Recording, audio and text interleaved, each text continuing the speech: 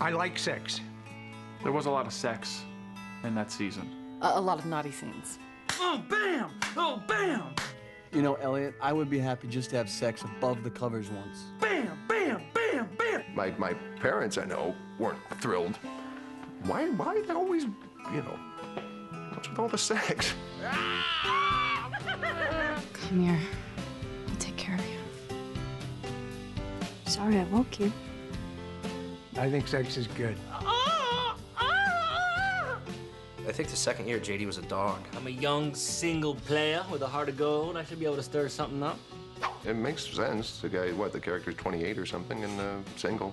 Morning. Of course. Player, hold me down. That young man has had a parade of ridiculously attractive, sexy girlfriends. A lot of hot chicks, holy shit. He's been with my wife the first year, with Sarah Chalk, with Amy Smart.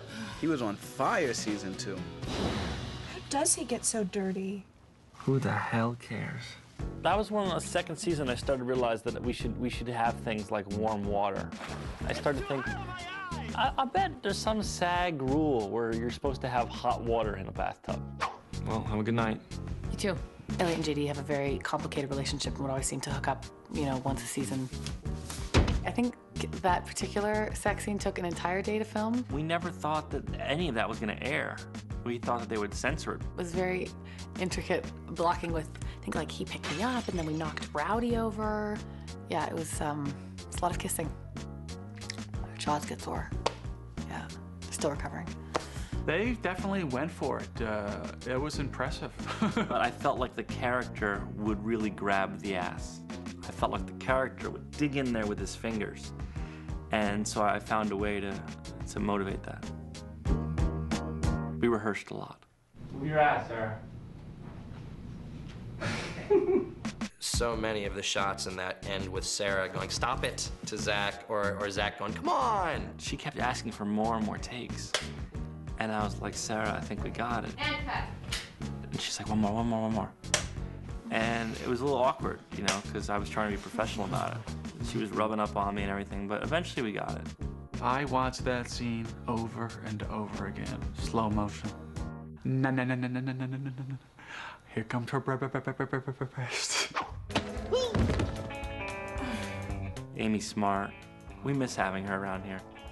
Amy Smart plays Tasty Coma wife, and her husband is dying in a coma and has been for a very, very long time, and she's ready to move on. And, immorally, our doctor hooks up with the Tasty Coma wife. I think JD was really wrong for what he was doing with Tasty Coma wife. The fact that her husband was in a coma, and he's trying to get at her, and, you know, winds up having sex with her at the funeral.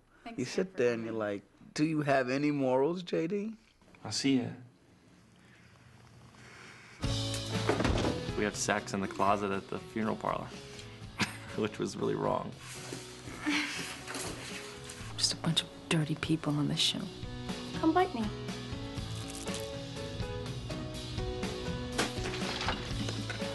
You can with anyone that you want.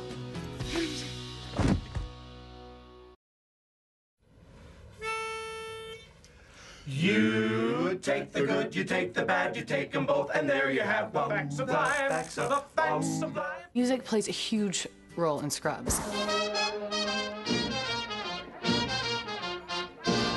Billy integrates music and he uses it like the directors use the camera as another character. What do we do? Tell her not to go. How are we gonna make a show that a lot of the comedy comes from broad, silly jokes? Got to pay back. Revenge. Switch gears on a dime and suddenly be dramatic. Listen, do me a favor. Don't try to overdo it with these guys, all right? Just be you. What we found is we were able to make that transition quickly if we chose the right song.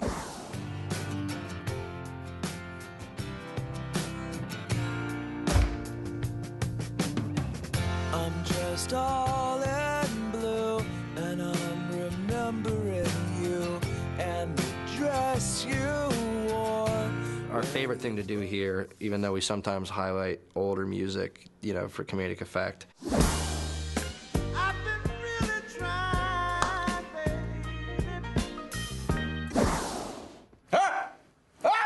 is to find either something that just people missed, or a band that just hasn't popped but should have, or a guy like Colin Hay, who was one of the biggest rock and roll stars, and bring him back in front of people, and that was really fun. But Colin is a huge friend of the show, and we've used his music a ton. I can get to sleep. I think about the implication. What? Of diving in too deep, and possibly the complications. That's the Land Down Under guy. I had no idea that he was such a great songwriter. For a while, he became like our resident troubadour. One of the most unique scenes that I think we ever shot was with Colin Hay. I think that's one of the coolest things they do is bring in, you know, sort of break that fourth wall, and all of a sudden Colin Hay will be standing on the street playing the guitar, just follow Zach and keep playing, and it's fantastic. The entire cold open was Colin Hay singing. It was all a visual story. It was very cinematic, and it went on for like something like 3 minutes. I can't get to sleep. I think about the implications of I remember that the network didn't want to do it because no show, no comedy had ever had such a unique opening, and they just didn't want to take a chance of losing viewers. But it was actually one of the best openings to a comedy that we've ever done. Come back another day.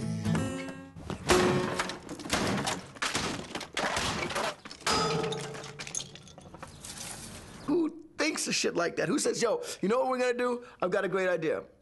Let's do the Charles in Charge theme. Charles in charge of our days and our nights. In charge. Who thinks of stuff like that?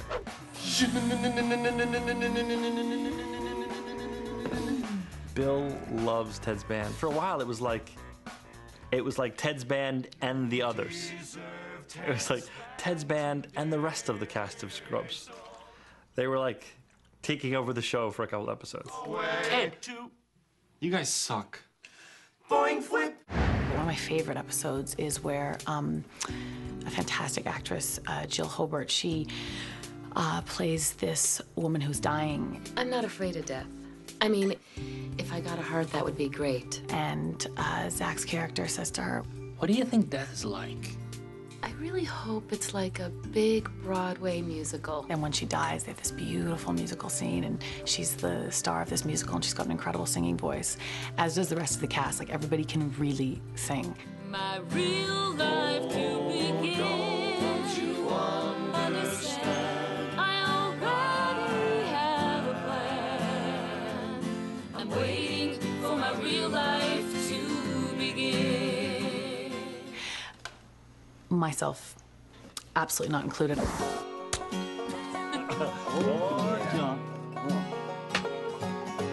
Chad Fisher, because not only is he the producer of like Colin Hay and of Carey Brothers and a lot of musical acts we've used on the show, but his band Laszlo Bain composed the theme song. Right around the time we were doing the pilot, I was like listening to the words, and I was like, this would be such an awesome theme song for Scrubs, because it really is what the show, at least the pilot, was about. I'm no Superman. I can't do all this on my own. I'm gonna need help. I'm gonna need my friends. I pitched it to Bill and said, I think this would be really cool, and they went and got it. Very few people have heard the full song, and when you watch Scrubs, you just hear like the "I'm no Superman."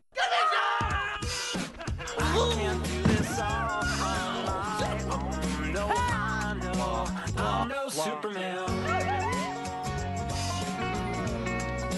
I'm no Superman.